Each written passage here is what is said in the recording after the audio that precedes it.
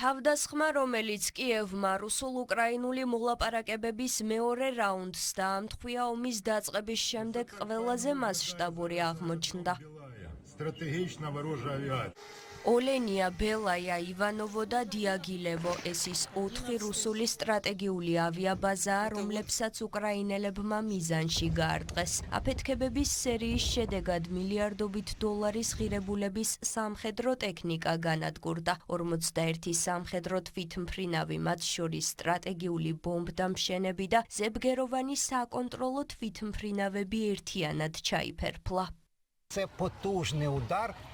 ეს არის ძლიერი დარტყმა რუსული ბირთვული ტრიადის ერთ-ერთი მთავარი კომპონენტისთვის. უკვე ნათელია, რომ დღეს რუსული ავიაციისთვის შავი დღე იყო. ეს ფაქტობრივად რუსეთის სტრატეგიული ავიაციის ფლოტის ნახევარია, რომელსაც საბრძოლო მისიების შესრულება შეუძლია. ასეთი შეურაცხყოფის შემდეგ როგორ შეიძლება მოლაპარაკებებზე განაცხადონ, რომ მათ უკრაინის რეგიონების მისაკუთრება უნდათ. ახლა რუსები ავიაციის კომპონენტის ჩანაცვლებას ხმელეთზე განლაგებული სისტემებით შეეცდებიან.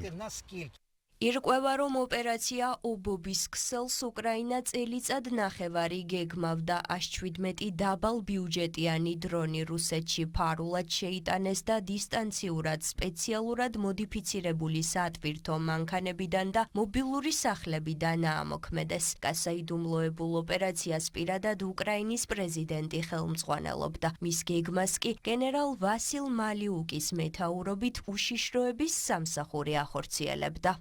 მზადება წელიწად ნახევარზე მეტ ხანს მიმდინარეობდა. დაგეგმვა, ორგანიზება, ყველა დეტალი იდეალურად იყო შესრულებული. შემიძლია თამამად ვთქვა, რომ ეს უნიკალური ოპერაციაა. ყველაზე საინტერესო ის არის, რომ ჩვენი საოპერაციო ოფისი რუსეთის ტერიტორიაზე FSB შტაბ-ბინის გვერდით მდებარეობდა. ჩვენი პერსონალი მუშაობდა რუსეთის რამდენიმე რეგიონში. ადამიანები, ვინც გვეხმარებოდნენ რუსეთის ტერიტორიიდან ოპერაციის დაწყებამდე გამოვიყვანეთ. ისინი ახლა უსაფრთხოდ არიან. ნამდვილად სასიამოვნოა, როდესაც ის, რაც წელიწად ნახევრის წინ დავუკვეთე, ხორციელდება და რუსეთს 40-ზე მეტი სტრატეგიული ავიაციის ერთეულს ართმევს. უკრაინის ეს მოქმედება ისტორიის სახელმძღვანელოში შევა.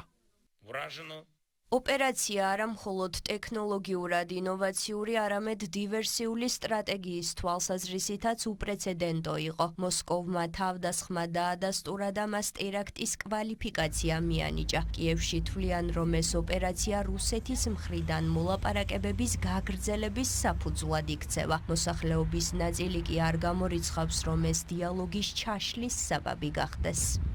დროდადრო წარმატებულ ოპერაციებს ატარებენ და ამტკიცებენ, რომ ჩვენ წინ მივდივართ, რასაც ისინი აკეთებენ. არ ამგონია ვინმე საქამდე მსგავსი რამს მენოდეს. ეს რუსეთისთვის ასეთი უზარმაზარი, მასიური და დამამცირებელი დარტყმაა. ვფიქრობ, ეს უზარმაზარ გავლენას მოახდენს და მომავალში სხვა მოლაპარაკებებამდე უნდა მიგვიყვანოს, სადაც პირობებს ჩვენ დავაწესებთ. ვფიქრობ, ეს ომის ბოლო ზაფხული იქნება. რუსეთზე დარტყმა კარგია, რადგან ახლა უკრაინის მიმართულებით ნაკლები რაკეტა გაფრინდება. თუმცა ნაკლებს ვარაუდოა, რომ ეს ნაბიჯი მოლაპარაკებებზე დადებითად აისახება. რუსეთი საპასუხო ზომას მიიღებს, განსაკუთრებით ახლა, მოლაპარაკებების პერიოდში. რუსეთმა პასუხად უკრაინის 4 ოლქს დრონებითა და ისკანდერის ტიპის რაკეტებით შეუტია. ზაპოროჟიეზე თავდასხმას 5 ადამიანის, მათ შორის 1 ბავშვის სიცოცხლე ემსხვერპლა.